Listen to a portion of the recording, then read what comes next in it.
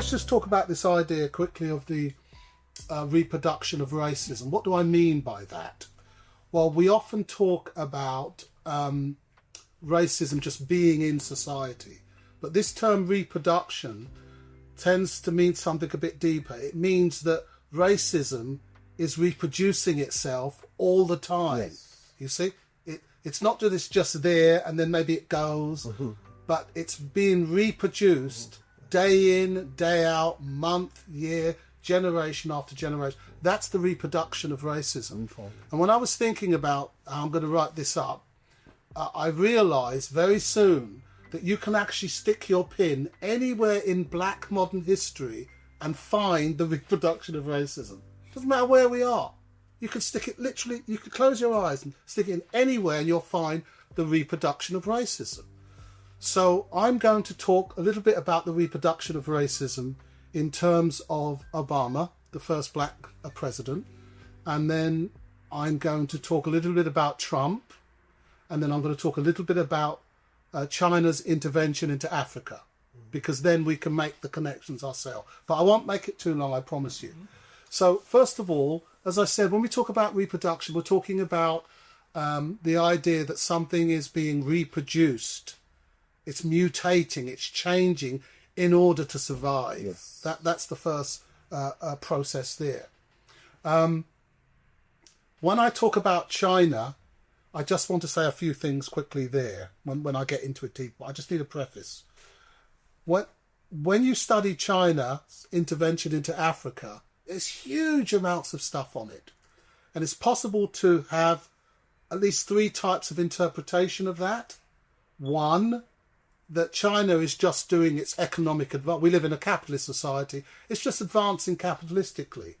And therefore, we're seeing China's intervention into Africa economically. And that really means we're looking at it through a Marxist lens, if you've heard of Karl Marx.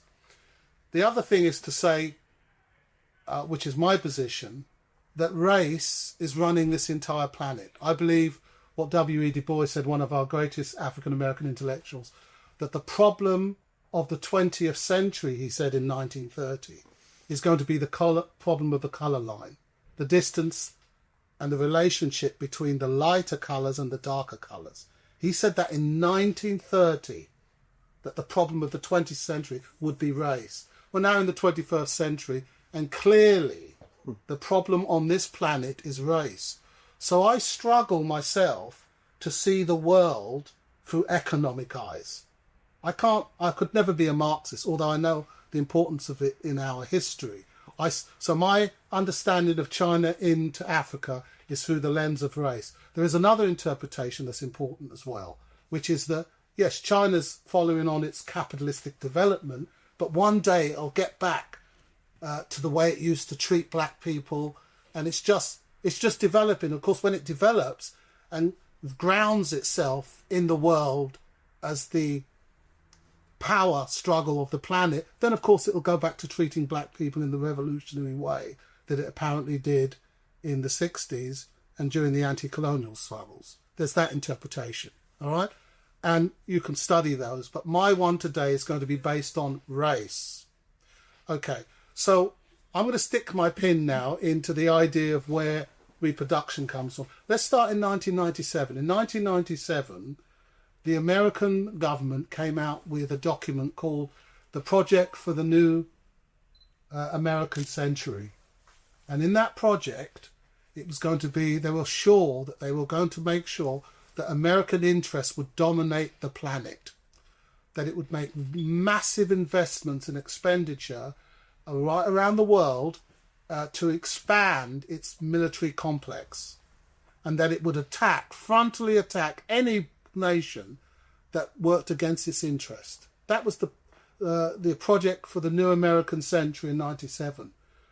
And then, of course, we had George Bush, who was a war president. I never forget, he said, "I'm a war president." And we know what happened there. Let's cut a bit of that history out. And then we go from Bush to Obama. Let's talk a little bit about Obama.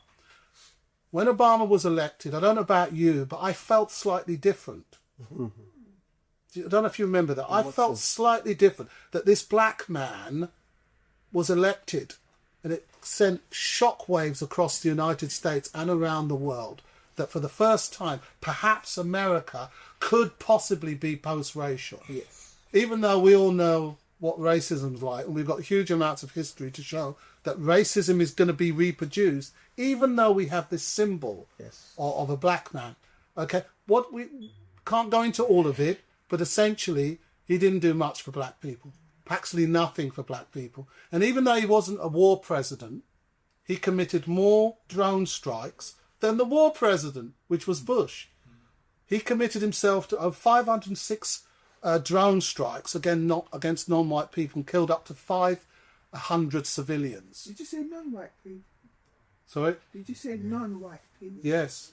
The reason I say that, because black and other non-whites. I thought it was just whites. Black. No. He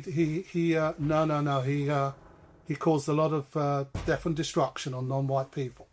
But the point is that he didn't really have a black agenda.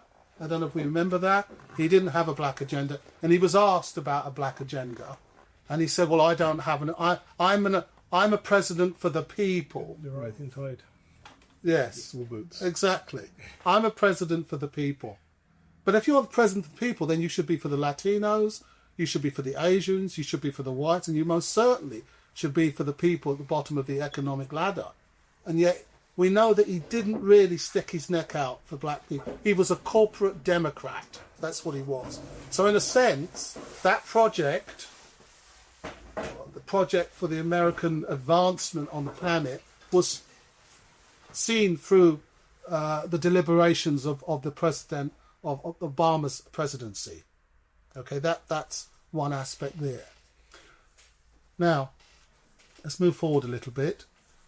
We know who comes after Obama, don't we? The amazing Donald Trump. The amazing Donald Trump. Obama, because he was a corporate president, he was a corporate Democrat, and most of what he did was just basically look after money. You see? Just look after money interest around the country and the world. So when Trump came into office, he came in and was able to continue the reproduction of racism. I never forget when I first heard him speak, how he was spewing racism. The things that you weren't allowed to say, Trump was saying again. It was incredible. We know they were thinking those things, but suddenly this man was standing on the podium and saying racist things, reproducing racism that whites thought, well, you know, we've got to at least not say those things, the racist whites.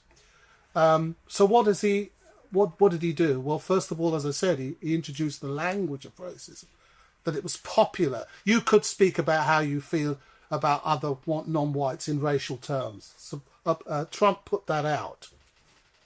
Second election, what did he do? He helped to resurface fascism. So let's talk a little bit about fascism. Fascism, for black people, we're familiar with fascism. We're familiar with it. It's not nothing new for us. Apartheid, state, fascism for black people. The long years of Jim Crow in the United States, fascism for black people.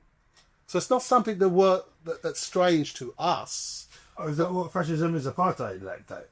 Because I've always heard this word fascism, but I don't really know what it means now. So fascism is like apartheid. I'm getting there. Okay, I'm getting, so I don't really know what. Yeah, no problem. I'm going to break it down for you. No problem. So the first thing to understand is I'm going to break down some of the systemic structures of fascism. But Trump bubbles it back up. It's not like it wasn't there. He just gets the spirit of it going. Yeah. Because in a fascist state, okay, racism generates, it cogitates. You see what I mean? It breeds in that structure. And what are some of the structures of it? Well, first of all, there's no fixed ideology for fascism. So we see that it works within the particular country that it's in. The symbols of fascism is always connected to the nation state from which it arises. All right? So if it's German fascism, then its focus is going to be on Teutonic myths and the Aryan race and so on. If it's Italian fascism, it's going to focus on Caesar. Rome, the Roman Empire. The empire, it never died, but only declined. So it will have certain symbols. In Spain? Another form as well. There's all different forms. The point is, it will have attached to it ideas of magical thinking by the state. The state is your granny. The state is your daddy. You see? It will have magical thinking, and also it will have notions of the ability to feel totally safe against the other. So what are some of the structural features? Today, what Trump has done, militarization of the police, wholesale surveillance. Let's stay with the militarization of the police. Just looking at that, the way it structures the police force so that they're draconian in their approach, militarize them, okay? Then wholesale surveillance, whether it's your phone, whether it's the television, whether it's laptops, whether it's on the streets, cameras everywhere. Wholesale surveillance so that you can be watched. Evisceration of due process and civil liberties being whittled away. That's part of the fascist state as well. So what have we got there? We've got wholesale surveillance. We've got evisceration of due process and civil liberties. We've got militarization of the police. And finally, these are just the key features, expansion of the carceral system, which is the prison industrial complex. Expand it. And I don't know if anybody knows about the author Michelle Alexandra. Yes. She wrote a book called New Jim Crow. Exactly. Yeah. So you expand the prison industrial complex, and we know who for. So those fascist systemic structures, right? Racism breeds in that. In other words, it allows them to be more racist. Yeah.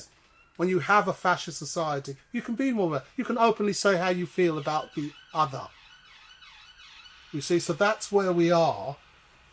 Even thinking here in Europe, in 2024, we had more far-right parties in the history of elections, or at least since World War II. Yes. And within the European Parliament, lots of parties, far-right, with fascist tendencies, nativist tendencies, populist tendencies. You see, so we're getting the fascism right here in Europe and the United States as an incubator for racism. Mm. So it's coming, and it's going to be intense. Okay, so all of that then, when you get a fascist state, we should see that as the reproduction of racism, because it's easy for the state to say, to make draconian laws about immigration. You might be dying and starving in that country, of which we caused, but you're not coming here. You see? That's why immigrations can be wrong, really, excessive immigration, because you're not allowing people to move where the wealth is. You see? That's really, really important. So that is, Trump has introduced the reproduction of racism, all right, through fascist structures in the American society, and fascism that's rising across Europe as we speak.